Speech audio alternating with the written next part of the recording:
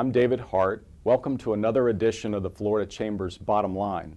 Our special guest today is Senator Wilton Simpson, who chairs the Community Affairs Committee in the Senate. Chairman Simpson, welcome to the show. Thank you for having me. Senator, you've been working and in many ways have been one of the leaders in the Senate on this notion of a statewide comprehensive water plan.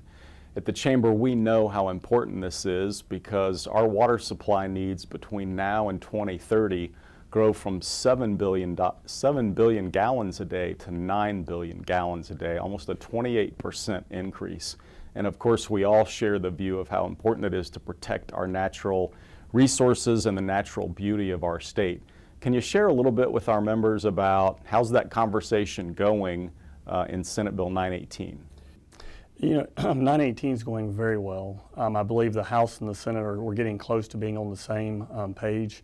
What we all recognize is that when we set up the basin boards in the early 70s, they were primarily to handle above ground water. Now we know that where we get 90% of our water from, though, is below ground. It's from our aquifer, and they were really not set up initially to handle that type of those type of disputes. So 918 is very important to being able to preserve our spring sheds, our Everglades sheds, northern Everglades, and our quality of life. Because what you've just said is exactly right. Going to 9 billion gallons a day is important that we have a statewide policy that gives a clear roadmap to what is the best way to meet Florida's challenges. So one of the things that's, I guess, on the table for discussion this session is how do we implement Amendment 1? This was the proposed constitutional amendment that would require a certain percentage, 33% of dock stamps collected by the state, to be spent on water and land environmental needs. I'm mindful that 1 out of every 4 acres in Florida, 1 out of 4, 9.3 million acres are already owned by some level of government for environmental protection and therefore off the tax rolls. But you and your colleagues have a pretty big challenge to meet the requirement of Amendment 1. How is that conversation going? How do you see those dollars being spent? You know, that's a very good question, because what it boils down to is I think the state of Florida in total will be very satisfied with the way we end up spending the 33% of the dock stamps.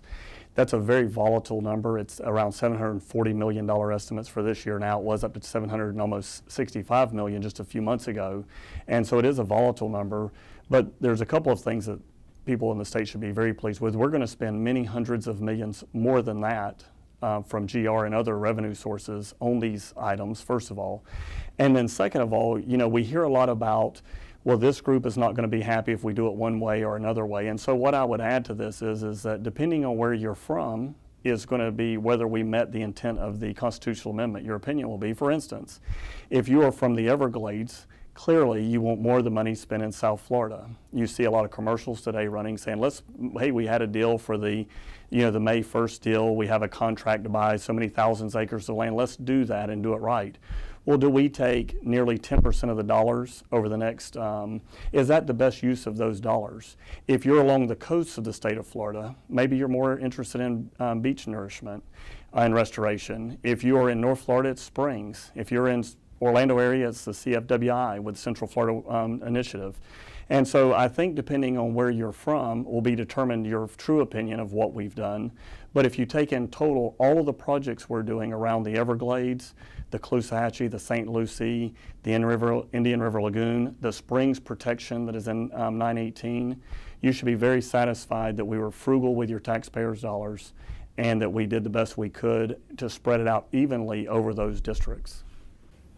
Chairman, your committee has oversight over growth management issues as well, and you've been a leader in the years you've been in the Senate for streamlining regulations and process to make them easier and better for those in business.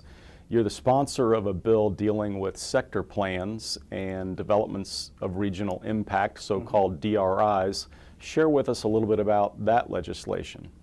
You know, I think that's going to be a very good bill. I think we are going to get that bill passed this year. The DRI language assumes right now about 65% of our population does not live under a DRI review. So what we're saying is that because it is duplicative in nature or triplicative in some cases, there's no reason to have this extra layer of red tape when you're trying to develop a subdivision. When you're looking at these regulations, by eliminating them, I believe we're going to have a better product at the end. Because what happens now is developers will go a few units under what would cause a DRI review and build those types of projects.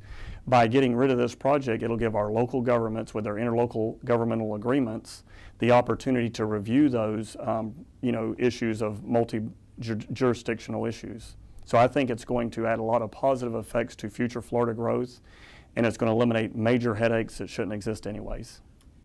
The last question I have for you, Senator, deals with the area of freight, trade, and logistics. In 2010, our foundation put out a pretty extensive study, and we updated it in 2013, that really pointed the way towards the creation of 150,000 new jobs in Florida if we did certain things in the area of freight, trade, and logistics. And you've also filed some legislation dealing with how we encourage regional processes and regional coordination and conversations in this area. Tell us about that bill.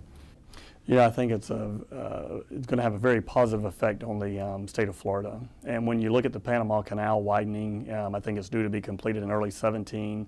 When you look at the natural gas bill that was put in place a couple of years ago that's creating the plumbing throughout the state, I believe that in the next 3 to 5 years, Florida will become a major manufacturing hub to the United States and the rest of the world. The question is now, how do we remain globally competitive and be able to access our ports and our rail lines appropriately? This bill attempts to give priority funding to those areas for counties or multi-counties that come together with logistic areas for access to those areas. So it's exciting that Florida has so many opportunities in front of it, and I believe that bill is another step in the right directions towards making sure we can be competitive globally for manufacturing jobs in the state of Florida. Chairman, I want to thank you for your partnership with the Florida Chamber on all those issues. And to our viewers, thank you for joining us on another edition of the Florida Chamber's Bottom Line.